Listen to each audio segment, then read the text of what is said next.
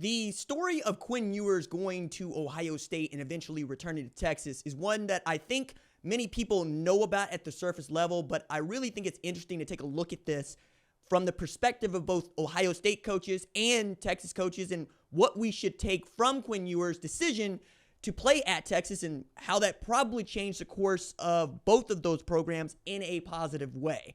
What's up, kinfolk? It's RJ Young. I am not on a step mill. If this is your first time watching the #1 college football show, welcome. Please hit the subscribe button and ring the bell as we're fast approaching 129,000 subscribers to the community. And tell me, do you think Quinn Ewers should have gone to Texas in the first place, or should he have done what he did and gone to Ohio State only to return after a semester to the place where he probably should have been? And we'll talk about what that means for him and why I think that's an interesting conversation to have. And if you're a returning viewer, you can still answer the question. I'm going to ask you, check to see, are you subscribed? If you aren't, it happens. Go ahead and hit that button, like the video, answer the question.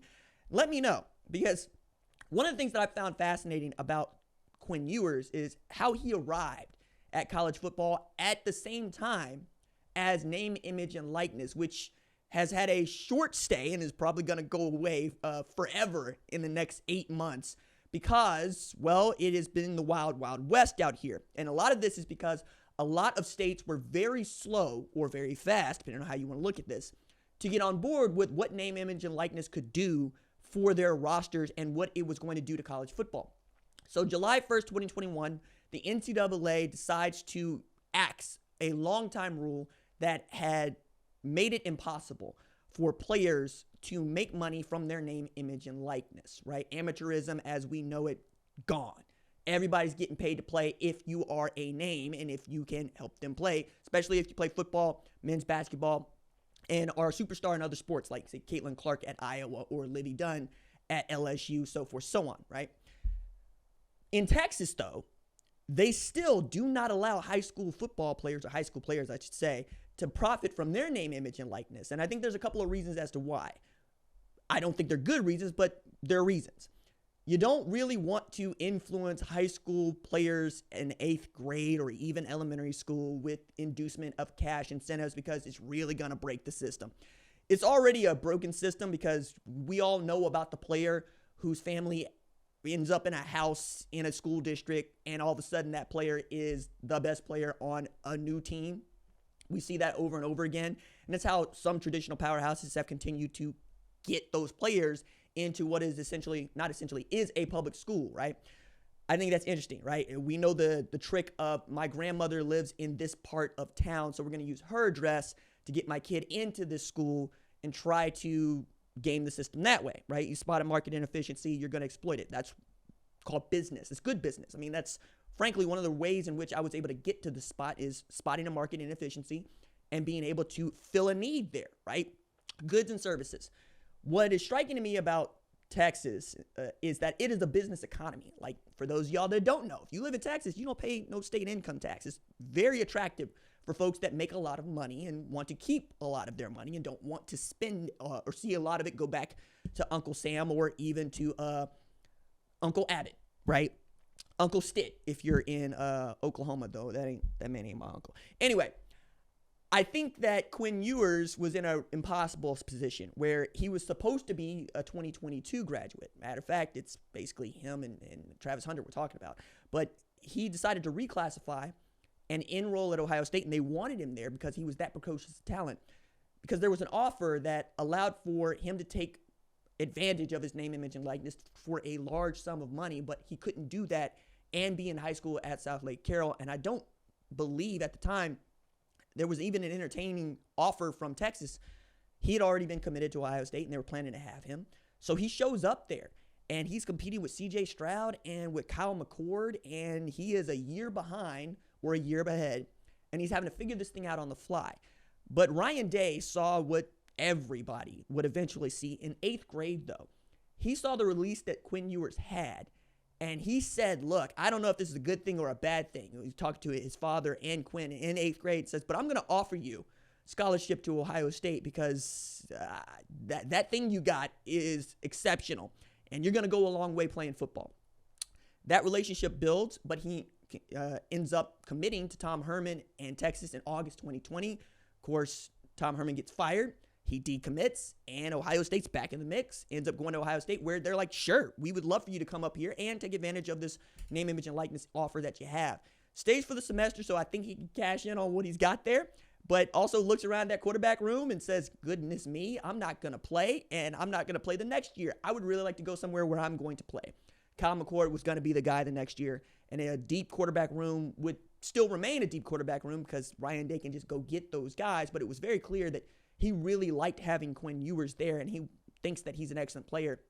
And I don't know that we're going to see Quinn Ewers elect to enter the NFL draft for that reason, though. I think because he's basically been forced to play a year ahead, maybe you want this other year. He hasn't played a full season healthy. He has led teams to the college football playoff in back-to-back years, but it feels like the Arch Manning experience is just going to happen. They're going to keep on course with this. What I am trying to get to here, though, and while we're talking about Quinn Ewers and changing the course of these programs, Jeremiah Smith end up at Ohio State probably, right? Not in that way. But if you are Quinn Ewers and Arch Manning, you probably want to play. But if you're Steve Sarkisian, you got to look at what happened at Oklahoma and ask yourself that question, right? The reason I'm bringing up Oklahoma here is Dillon Gabriel had just led Oklahoma to 10 wins in the regular season, and he turns out to be a Heisman finalist the next year. Now, the thought at the time is Dillon Gabriel's going to enter the NFL draft, but he got the draft grade nobody ever wants to see. Went back into the transfer portal, comes out Oregon, leads them to a Big Ten championship, number 1 overall ranking, number 1 seed. Eventually, they get busted out by Ohio State in the quarterfinals, but this is a fantastic season for Dillon Gabriel and for the Oregon Ducks. Meanwhile, Oklahoma, who went to the 5-star, that has shown all the promise in Jackson Arnold, and it doesn't go well. Not only does it not go well, Oklahoma has a losing season for the second time in 3 years after not having a losing season between 1998 and 2021. It's kind of remarkable. A lot of that comes back to, you lost the coordinator, Jeff Lebby. You also lost a lot of pieces. You also were very much hurt, right? That's the thing that I really want to stress to people is Oklahoma was injured half the time. And I am not so much interested in what the new quarterback in John Mateer is going to do, to say what Michael Hawkins might do. I'm not really interested in what Ben Arbuckle is going to do. Not right now. I am interested, however, in what the strength and conditioning program is going to look like because players that are hurt can't play. And when you're playing with your third team out there, you're going to get busted up in the SEC. Not saying that's going to happen in Texas. I am saying that a quarterback helps to cure a lot of that. And Quinn has that sort of potential.